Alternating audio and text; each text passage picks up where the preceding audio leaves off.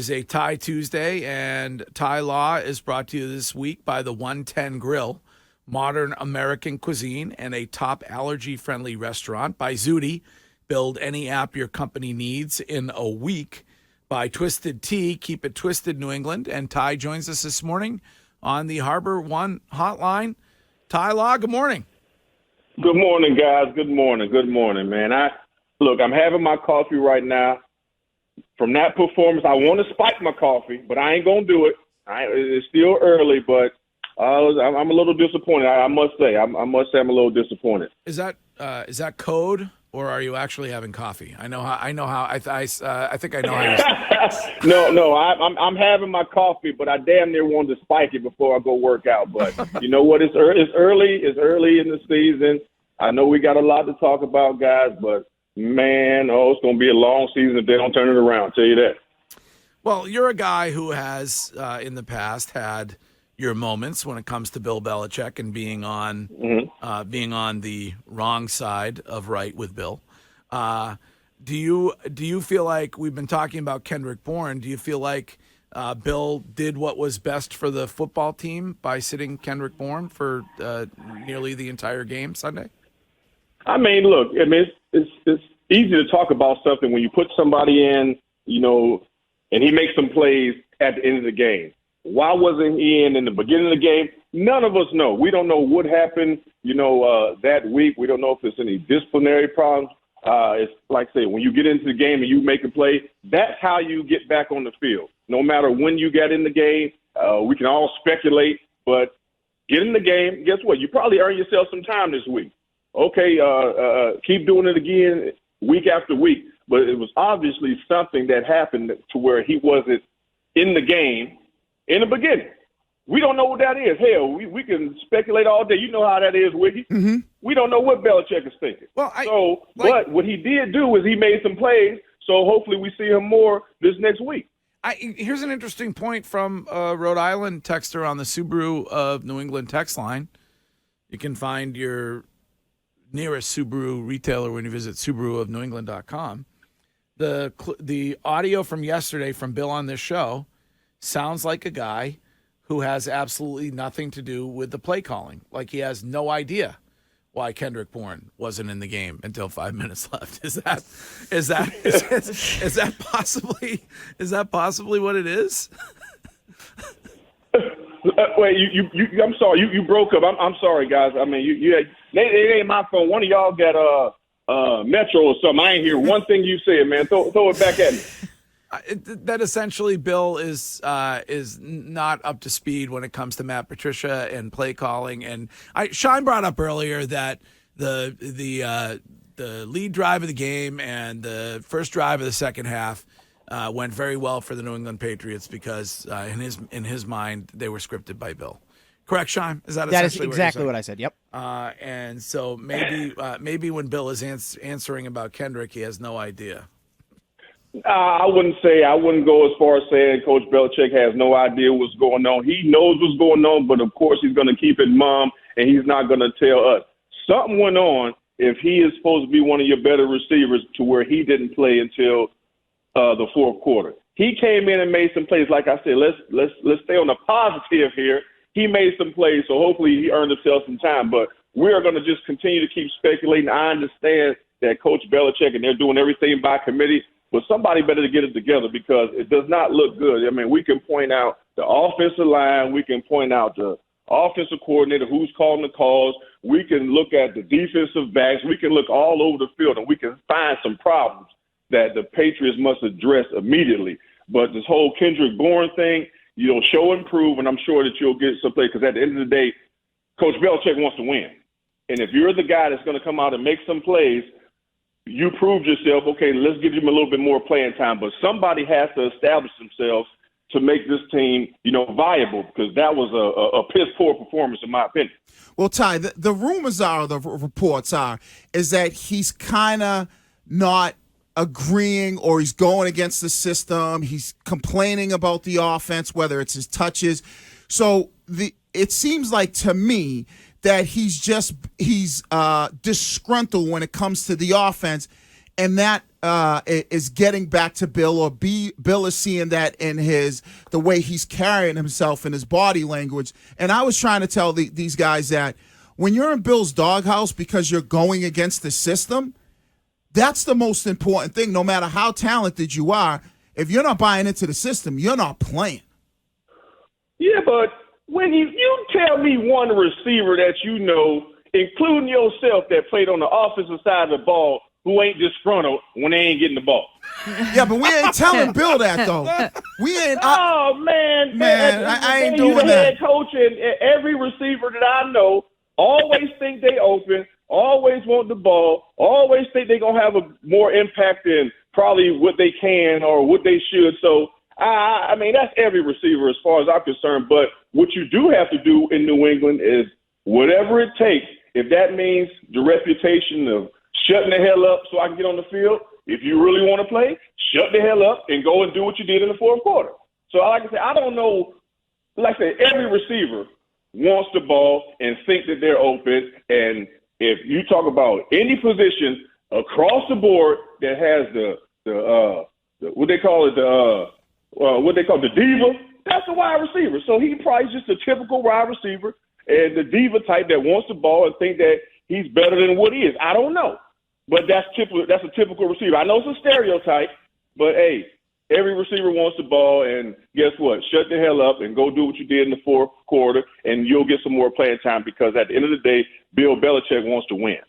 Ty, I had the Patriots winning easy on Sunday, and then I had them beating Pittsburgh for game 2. Now I have no idea where I stand, and I don't know if I'm overreacting or not. For you, do you think people are overreacting, or do you think that this is the team? What we saw last Sunday, this is the team, this is Mac Jones, this is what we're going to get for the rest of the season? Like I said, it's too early to make that because I've been a part of teams that we started off slow and then we figured it out and end up going to a Super Bowl. So it is way, way too early to say this is what the team is going to be. But I will say because of the inconsistencies of who's going to be the play caller, the inconsistencies in not protecting Mac Jones, your second-year quarterback who's supposed to make this big jump, I don't think he's going to make the jump that he would normally make if Josh McDaniels was there. You have to get that man some weapons. I think we've seen in Green Bay, Aaron Rodgers, the back-to-back MVP, guess what? He's the best, right? He don't got no weapons, and he got his ass whooped. I know that's one for the swear jar, so I had to give you at least one today because I'm a little irritated. But Aaron Rodgers couldn't do nothing without some good receivers. So what do you think Mac Jones is going to do when he doesn't have an offensive line that can protect him and that he doesn't have any weapons that's scaring anybody? I mean, it's going to be tough. Defensively, that's supposed to be the strength. They got to make some plays back there on the back end. You got to get to the other quarterback. So across the board, we can't just say the offensive coordinator. We can't just say Mac Jones. There's a lot of areas that need some attention right now, and hopefully they figure out within these next couple of weeks. Ty, you mentioned that you were on some teams that didn't start out well. I think the best example is the 2003 season. You begin the year releasing Lawyer Malloy. You lose 31-0 to the Bills in Bledsoe. How did you guys as a team overcome that sort of frustration and anger at the front office to galvanize the crew and win a Super Bowl that year? I mean, because we had a lot of veterans on there. We had some good players. We had some Pro Bowl players, all pro players. Yes, it was disappointing. There's no excuse because one of our brethren, he got released because it's a part of that business, but he was a major piece, a captain, I mean, one of the main guys. So it affected us because of the personal relationship that we had with Laurie. But we got it back because we had so many veterans and so many great players to overcome that. And then we handled our business at the end and got them back 31-0 at the end of the season and went on to the Super Bowl. So that's all about the locker room, and who are your veterans? There is no Tom Brady. There is no more guys that you can look to say, okay, he's a champion. He knows how it is. The only guy that I know in that locker room that can probably still suit him up because he's looking pretty good, wiggy old Troy Brown. I say, hey, man, somebody out there need to play the slot. I mean, call Edelman back, something. They need some damn help. Ty, that's the one thing I noticed with this team, and I don't know if you noticed that, and maybe it just might be the league in general, but when you talk about guys in that locker room, like that demand respect, can police their locker room. I mean, obviously we had guys like Willie Mack, Otis Smith. Do you feel like that this team has those players that type of player or players in the locker room that can get guys to kind of fall in line? I don't see it. I don't see it in the locker room. Of course, you have some, veterans there who's been around, but as far as a vocal leader, people that can, basically intimidate you by just speaking, like a Willie McGinnis. You know what I mean? You don't have that. You don't have the Vince Wilfork there no more. Like I said, the guy with the most experience outside of Coach Belichick that knows the culture that's in there. You look at a guy like Troy Brown, you know what I mean? He's going to have to go talk to his damn defense or something because, hell, he played both ways. He played offense and defense. He's there. He knows what it takes. I just don't see, anyone there on the team right now who can stand in front of the team and say, this is how we're going to do it. I don't see that. We had so many. You can go down the list, whether it was Willie, Teddy Bruschi, Richard Seymour. You have all these guys. I'm not even going to mention myself because I only said something when I had to say something. You had your Lawyer Malloys, your Rodney Harrisons. You had these vocal leaders that everyone seems to, listen to, and then we step our game up. You know what I mean? So I just don't see that right now. One of the bright spots in the game, however, was the defense, Ty. Were you convinced that it was more the defensive line creating some pressure on Tua that helped the secondary, or do you think the secondary was better than we expected them to be? Were you watching the same game I was watching? I mean, what are you talking about? Man, did you see what was going on back there in that secondary? Did you see them plays? Come on, man. So that wasn't a great game by the defense. No, I mean they put some pressure onto it, which is expected at times. But back in the back, you have to make those plays. You can't give up those big plays, those big touchdowns. I mean, you have an opportunity to make a play. How tall is Tyreek Hill? What, 5'9", 5'10"? I know he's fast, but damn it, he ain't about to dunk on nobody. Knock the ball down, pick it up. So, no, I'm not giving no credit nowhere. They have to, across the board, offensively, defensively, special teams, they got to step their game up. Yes, it's early in the season.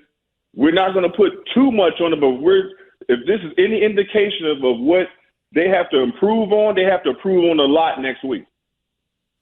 So, and based on what we've seen. Hold on. Wiggy's question is the twisted question of the week with Ty Law, and it's brought to you by Twisted Tea. Keep it twisted, New England. So, based on what we've seen, Ty, I know it's only one game.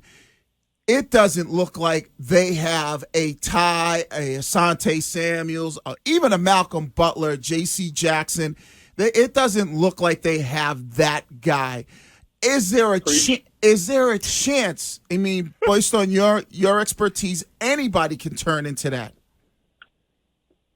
Well, from what I've seen, no, but it's always a chance. No one was looked at as, Ty Law, Darrelle Revis, Stephon Gilmore, J.C. Jackson until you go out there and prove it. We were all under the gun, but who is going to be that guy to step up? Who's going to say, you're not going to throw it over here. I'm going to make you throw it over there. And if you throw it over here, I'm going to make you pay for it. That has to be established. No one's going to give you that title, especially when you have so many great cornerbacks through the system who's won championships, who established themselves as the number one corner on that team. I don't see that right now. But guess what? It's an opportunity for somebody. Who's going to take advantage of the opportunities? Who's going to be the one to step up and say and go into that office and say, Coach Belichick, I want this guy. I want Diggs. I want to see somebody go in there and talk to the coach and say, I want the number one guy. Put that job on me. Ty, they're favorited by one against Pittsburgh. Who do you have winning that one? Well, from what I've seen, I would say, you know what? Because I'm from Pittsburgh, I'm not a Steelers fan, but just talking, that is going to be a good game. They're playing in Pittsburgh, but I think the Patriots, if they can get it together, because I'm not sold on Mitchell Trubisky.